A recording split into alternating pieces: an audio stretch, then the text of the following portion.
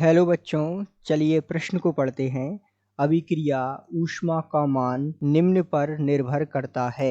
आपको विकल्प दिए हुए हैं। विकल्प ए है तापमान पर, विकल्प बी है इन दोनों पर, विकल्प सी है पदार्थों की भौतिक अवस्था पर और विकल्प डी है इनमें से कोई नहीं। तो आइए बच्चों, मुख्य अवधारणा को समझते हुए हम इस प्रश्न को हल करते हैं।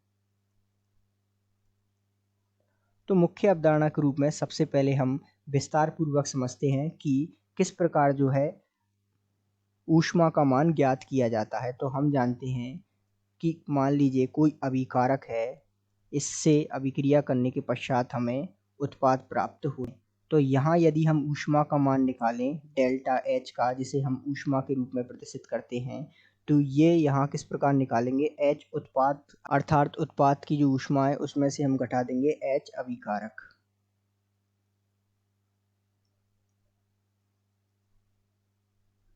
तो इस प्रकार जो है हम यहाँ ऊष्मा का मान निकालते हैं।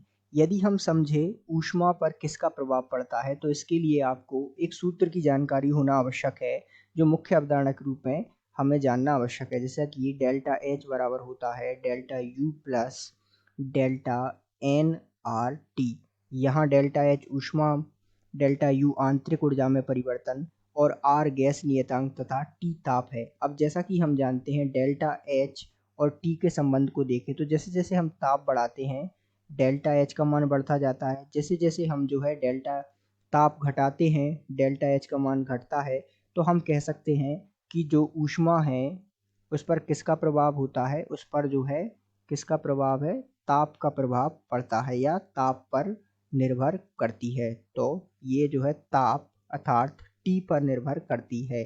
तो इस आधार पर हम इस प्रश्न का उत्तर दे सकते हैं कि ऊष्मा का मान किस पर निर्भर करता है, तो वो जो है तापमान पर निर्भर करता है अर्थात टी पर निर्भर करता है।